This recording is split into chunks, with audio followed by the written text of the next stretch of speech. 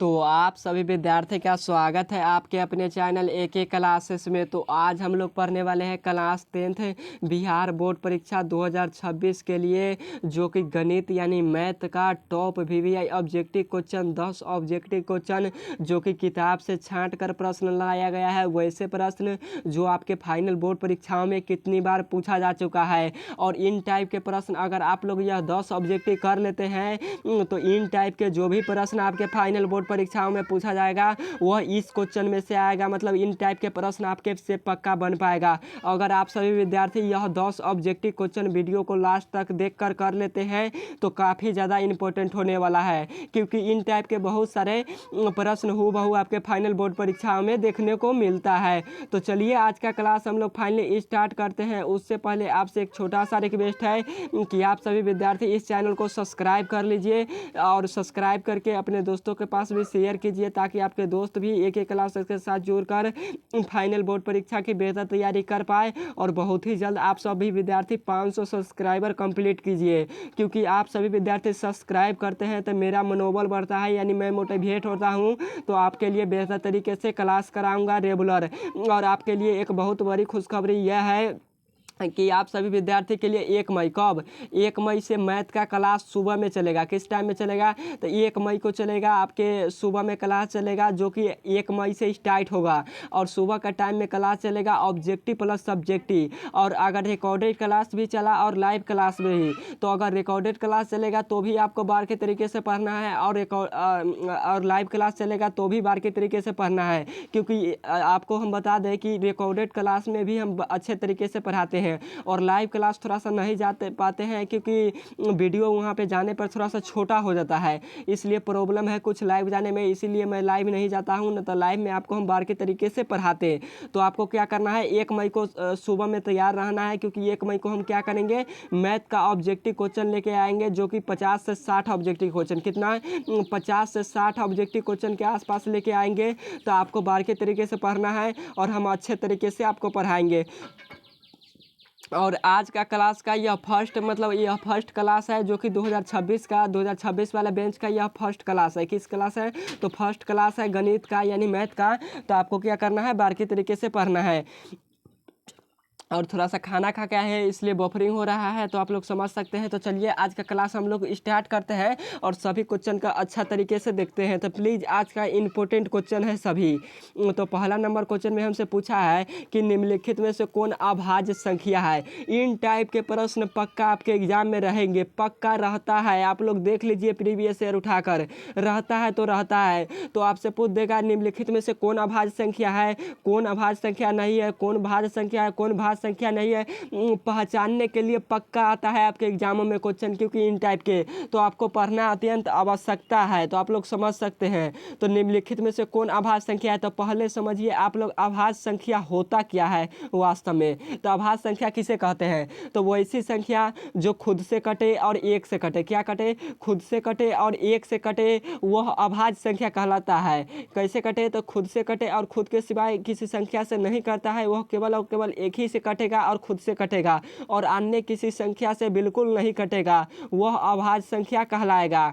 जैसे में आपको हो गया 3, क्या हो गया? 3 हो गया, आपको 5 हो गया, 7 हो गया, 11 हो गया, 17 हो गया, 23 हो गया। यह और डैश डैश मतलब आगे भी जाएगा। जो संख्या नहीं कटेगा यह संख्या कटेगा। 3 किसी से कटेगा, खुद से कटेगा, और 3 से कटेगा, और 1 से कटेगा। तो यह हमारा अभाज्य संख्या हो गया। 5 खुद से कटेगा, 5 से कटेगा, मतलब 5 ही से कटेगा एक ही बार में, यानी 1 से कटेगा। तो राइट तो हमारा 5 भी अभाज्य संख्या है। 7 भी खुद से कटेगा, यानी 7 से कटेगा, ये इसलिए ये भी अभाज्य संख्या है। 11 भी अभाज्य संख्या है, 23 भी, 17 भी, यह टोटल अभाज्य संख्या है। तो जो भी अभाज्य संख्या आएगा पहचानने के लिए वो इतना ही में से आएगा। कितना में से? इतना ही में से आपके फाइनल बोर्ड परीक्षा में पूछे जाते हैं। तो आपको क्या करना है, इन सभी क्वेश्चन को बारीकी तरीके से समझना है। तो चलिए देखते हैं आपके ऑप्शन में क्या क्या दिया है। तो 8 क्या है? तो 8 हमारा कटता है, 2 से भी कटेगा और 4 से भी कटेगा। किससे? तो 2 से 4 से यह दोनों संख्याओं से कट जाता है, इसलिए यह भाज्य संख्या होगा। भाज्य संख्या किसे कहते हैं? तो वैसी संख्या जो 2 से पूरी कट जाए है वह भाज्य संख्या कहलाता है। 2 के सिवाय अन्य किसी और संख्या से भी करता है वह भाज्य संख्या कहलाता है। जैसे में आपका 9 हो गया, 9 3 से करता है इसलिए ये भी भाज्य संख्या होगा। और रूट 15 नहीं 15 हमारा किससे कटेगा तो 3 से कटेगा, 5 से कटेगा तो 3 और 5 से दोनों से करता है, तो इसलिए यह कौन सा संख्या होगा तो यह भाज्य संख्या होगा। कौन सा संख्या होगा तो यह भाज्य संख्या होगा। तो ये लेकिन 11 क्या करता है, 11 आपको एग्जाम्पल में हम बताए थे 11 खुद से कटेगा और 1 से कटेगा, इसलिए 11 हमारा अभाज्य संख्या हो जाएगा। और क्वेश्चन में भी हमसे वही पूछा है कि निम्नलिखित में से कौन अभाज्य संख्या है, तो कौन है तो 11 है। राइट आंसर क्या होगा तो सी वाला होगा, 11 हमारा अभाज्य संख्या है। तो उम्मीद है कि आपको यह क्वेश्चन 100% समझ में आया होगा। क्या हुआ होगा तो आपको 100% यह क्वेश्चन समझ में आया होगा उम्मीद है। और आज का तो यह फर्स्ट क्लास है, आपको हम बार के तरीके से सभी क्वेश्चन को समझा देंगे। अगर मेरा कहा गया मानकर जो विद्यार्थी पढ़ेगा एक क्लासेस से उनसे सभी क्वेश्चन बनेगा फाइनल बोर्ड परीक्षा में, यह हमारा गारंटी है 100%। क्योंकि और क्वेश्चन सभी लड़ाते हैं हम बहुत सारे, तो आपको क्या करना है बार के तरीके से पढ़ना है। 2 नंबर क्वेश्चन पूछा गया, ओहो 2 नंबर क्वेश्चन तो अत्यंत महत्वपूर्ण है, कह नहीं सकते हैं इसके लिए क्योंकि यह क्वेश्चन आएगा आपके फाइनल बोर्ड परीक्षा में। तो हमसे पूछा है कि निम्न में कौन अपरिमेय संख्या नहीं है, क्या है तो निम्नलिखित में से कौन है जो अपरिमेय संख्या नहीं है। तो अपरिमेय संख्या नहीं है तो वह कौन सा संख्या होगा तो वह परिमेय संख्या होगा वास्तव में। तो अपरिमेय संख्या पहले समझिए क्या होता है।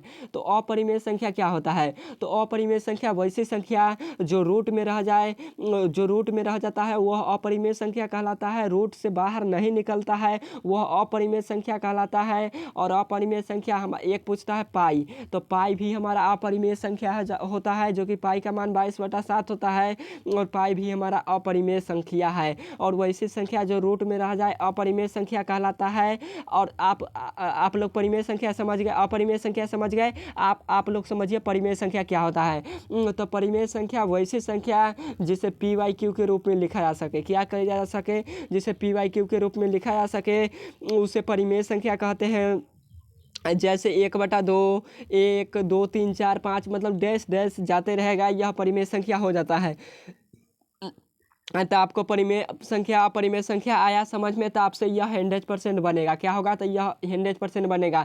तो चलिए ऑप्शन में देखते हैं क्या क्या है। तो रूट 11 का वर्गमूल निकलेगा नहीं निकलेगा, तो रूट 11 का वर्गमूल नहीं निकलेगा तो यह कौन सा संख्या होगा तो जस्ट अभी हम आपको बताए हैं कि यह अपरिमेय संख्या होगा। कौन सा संख्या होगा जो रूट में रह जाए वह अपरिमेय संख्या। रूट 15 का वर्गमूल निकलता है नहीं निकलता है, तो ये भी हमारा अपरिमेय संख्या हुआ। रूट 5 का वर्गमूल निकलता है नहीं निकलता है, तो ये भी हमारा अपरिमेय संख्या हुआ। लेकिन क्या तो रूट 9 का वर्गमूल कितना 3, गुना है तो गुना लिख दिए, बीच में गुना है तो गुना लिख दिए।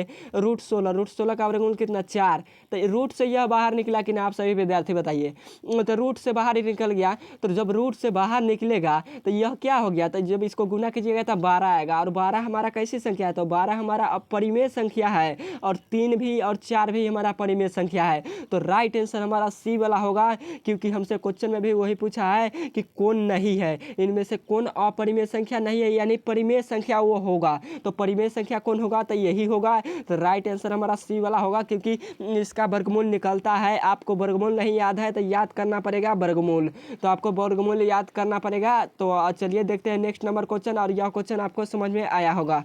अगला नंबर क्वेश्चन है 3 नंबर क्वेश्चन में पूछा है कि 2 परिमेय संख्याओं के बीच अधिकतम कितनी परिमेय संख्या हो सकती है। तो 2 परिमेय संख्याओं के बीच अधिकतम कितनी परिमेय संख्या हो सकती है तो अनंत, क्या अनंत परिमेय संख्या हो सकती है। राइट आंसर हमारा डी वाला होगा, अनंत परिमेय संख्या हो सकती है 2 परिमेय संख्याओं के बीच। तो आपको याद रखना है। अगला नंबर क्वेश्चन है, और वह क्वेश्चन पूछा भी गया है। 4 नंबर क्वेश्चन है कि 400 के अभाज्य गुणनखंड में 2 का घात होगा। तो 400 का अभाज्य गुणनखंड में 2 का घात कितना होगा। और आज के क्लास का यह सभी क्वेश्चन इंपॉर्टेंट पूछा गया है। तो 400 का अभाज्य गुणनखंड आप लोग कीजिएगा तो कितना आएगा, तो 2 का घात पूछा है तो 2 का घात बताना है आपको। तो जब इसको भाग दीजिएगा तो यह 200 कितना बार में कटेगा, 2 बार में कटेगा। 0 है तो 0, फिर इसको भाग दीजिएगा 2 से तो यह 100 बार में कटेगा। फिर इसको भाग दीजिएगा 2 से तो यह 50 बार में कटेगा। और जब 2 से 50 को जब भाग दीजिएगा तो यह 25 बार में कटेगा। कितना बार है 25 बार में। और जब इसे 5 से भाग लीजिएगा तो यह 5 बार में कट जाएगा। तो 2 कितना बार है, तो 2 देख लेते हैं कितना बार है। तो 1 बार है, 2 बार है, 3 बार है, 4 बार है। और 5 कितना बार है, 2 4 बार है। और 5 कितना बार है, तो 5 1 बार है, 2 बार है। तो चलिए लिख लेते हैं इसको। तो 2 कितना बार था, तो 2 हमारा 4 बार था। तो लिख लेते हैं 2 गुने 2 गुने 2 गुने 2 गुने, और कितना था, तो 5 2 बार था, तो 5 गुने 5 लिख लिए, 5 2 बार। तो 2 के पावर कितना, 2 कितना बार है, 4 बार है। तो 2 के पावर 4 लिखेंगे, क्या लिखेंगे, 4 लिखेंगे। गुने है तो गुने, 5 कितना बार है, तो 5 2 बार है, तो 5 के पावर 2 लिखेंगे। तो घात का अर्थ क्या होता है, जो पावर में होता है यानी ऊपर में होता है वही घात कहलाता है। तो अगर जब 5 का आपसे यहाँ पे 5 का घात पूछता तो 5 का घात पावर कितना है, तो 2 है, तो 5 का घात 2 हो जाता है। आपसे पूछा है 2 का घात, तो 2 का घात कितना है, तो 2 का घात 4 है। कितना है, तो 2 का घात ये वाला पावर वाला 4 है। तो 4 राइट आंसर हमारा हो जाएगा, क्योंकि हमसे 2 का घात पूछा है। तो राइट आंसर डी होगा। 400 के अभाज्य गुणनखंड में 2 का घात केवल और केवल 4 होगा। कितना होगा, तो 4 होगा। डी वाला ऑप्शन राइट सही होगा, 4 का। अगला नंबर क्वेश्चन देखते हैं 5 नंबर कि 17/170 का दशमलव प्रसार क्या होगा। और इन टाइप के पक्का क्वेश्चन बनते हैं आपके एग्जामों में। तो पहले आप लोग समझिए कि शांत क्या होता है। तो शांत वैसा संख्या होता है जिसमें 2 और 5 का गुणनफल आता है। क्या आता है, 2 5 का गुणनफल आता है, या 2 5 का लघुत्तम आता है यानी गुणनफल, वह क्या कहलाता है, तो वह शांत कहलाता है। और 2 5 के अलावा 3 आ जाए, 4 आ जाए, 6 आ जाए, 7 आ जाए, 8 आ जाए, 9 आ जाए, 10 आ जाए, 11 आ जाए, तो वह क्या होगा, तो वह अशांत हो जाएगा। तो आपको शांत अशांत पहचानने के लिए सिंपल सा ट्रिक है कि वैसी संख्या जिसमें 2 5 का लघुत्तम है या 2 5 का क्या है, तो 2 5 का गुणनफल है, वो हमारा शांत कहलाएगा। तो चलिए चेक करते हैं इसमें क्या आता है। तो जब आप लोग लिखिएगा, क्या लिखिएगा, 17/170 दिया है। कितना दिया है, तो 17/170 दिया है। जब इसको कटाइएगा तो 1/10 बार में कट जाएगा। कितने बार में कटेगा, मतलब यह 17 से 17 कट जाएगा, 0 है तो 0 लिख दिए। और कितना, तो 10 बार में कटा। तो जब 10 को आप लोग कीजिएगा, क्या गुणनखंड कीजिएगा, तो 2 5 10 यानी 2 5 का गुणनफल आ रहा है। क्या आ रहा है, 2 5 का गुणनफल आ रहा है। तो हम क्या बताए हैं, 2 5 का गुणनफल आएगा तो वह क्या होगा, तो वह शांत होगा। तो राइट आंसर हमारा ए वाला हो जाएगा, क्योंकि 2 5 का गुणनफल आया है इसलिए यह हमारा शांत होगा। राइट आंसर इसका ए होगा, 5 का राइट आंसर ए होगा। तो आपको बनाना है। तो आपको समझ में आया। चलिए देखते हैं next number question. 6 number question है कि एक रैखिक बहुपद का घात होगा। तो एक रैखिक बहुपद का घात कितना होता है, तो रैखिक बहुपद का घात 1 होता है। राइट आंसर बी होगा, 1 होगा। द्विघात बहुपद का घात 2 होता है। त्रिघात बहुपद का घात 3 होता है। और एक क्वेश्चन यह तीनों में से पक्का रहेगा, पूछेगा रैखिक या द्विघात या त्रिघात बहुपद का घात कितना होगा, तो 3 होगा। तो इन टाइप के एक क्वेश्चन रहेंगे, तो आपको यह तीनों क्वेश्चन समझ में आना चाहिए। जो पावर में रहता है ऊपर में वही घात कहलाता है, तो आपको समझ में आना चाहिए। अगला नंबर क्वेश्चन है 7 नंबर कि साइन 90 माइनस थीटा क्या होता है। तो साइन 90 माइनस थीटा क्या होता है, तो साइन किस में बदलता है, तो साइन कॉस में बदलता है। किस में बदलता है, तो साइन यह वाला साइन हमारा बदलता है कॉस में। साइन बदलता है कॉस में। थीटा, यह वाला थीटा किस में बदलता है, यानी 90 माइनस थीटा किस में बदलता है, तो थीटा में बदलता है। तो कॉस थीटा किस ऑप्शन में है, तो सी वाला ऑप्शन में है। राइट आंसर सी होगा कॉस थीटा। आप लोग माइनस कॉस थीटा पर मत कीजिएगा, गलत हो जाएगा। तो राइट आंसर सी होगा कॉस थीटा। और आपके लिए होमवर्क में एक क्वेश्चन देते हैं कि टेन थीटा, क्या टेन 90 माइनस थीटा यानी टेन 90 डिग्री माइनस थीटा क्या होगा। तो टेन 90 डिग्री माइनस थीटा क्या होगा, आपको यह आंसर कमेंट बॉक्स में बताना है। तो आपको हम बता भी देते हैं। टेन किस में बदलेगा, तो टेन कॉट में बदलेगा। थीटा 90 माइनस थीटा किस में बदलेगा, तो थीटा में बदलेगा। तो इसका राइट आंसर क्या हो जाएगा, तो कॉट थीटा क्या होगा, तो कॉट थीटा हो जाएगा। तो इन टाइप के प्रश्न आते हैं, आपसे बनना चाहिए। अगला नंबर क्वेश्चन है 8 नंबर कि 9 सेक स्क्वायर ए माइनस 9 टेन स्क्वायर ए का मान कितना होगा।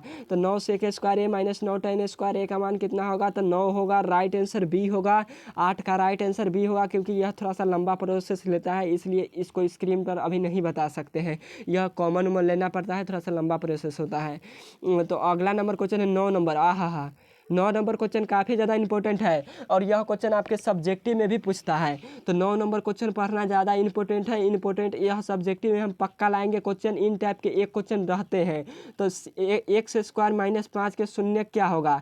तो एक्स स्क्वायर माइनस 5 के शून्य क्या होगा? दिया है, पहले क्या दिया है आप लोग सब्जेक्टिव में भी लिख सकते हैं, बना सकते हैं। तो दिया है, क्या दिया है? तो एक्स स्क्वायर माइनस 5 इतना दिया है, लिख लिए। और आपको मन से क्या, आपको अपने मन से शून्य के निकालने के लिए क्या करना है? तो बराबर को उधर जीरो लिखना है। क्या लिखना है? तो बराबर के उधर जीरो लिखना है। तो जीरो लिख दिए। अब यहाँ पे एक्स स्क्वायर है तो एक्स स्क्वायर, जब माइनस 5 को जब बराबर के इधर लाएंगे तो जब माइनस 5 को उधर भेजेंगे तो यह प्लस 5 हो जाएगा। क्या आ जाएगा? प्लस 5 हो जाएगा। प्लस 5 हो जाएगा और प्लस 5 हो गया। जब बराबर को उधर भेजेंगे तो प्लस 5 हो गया।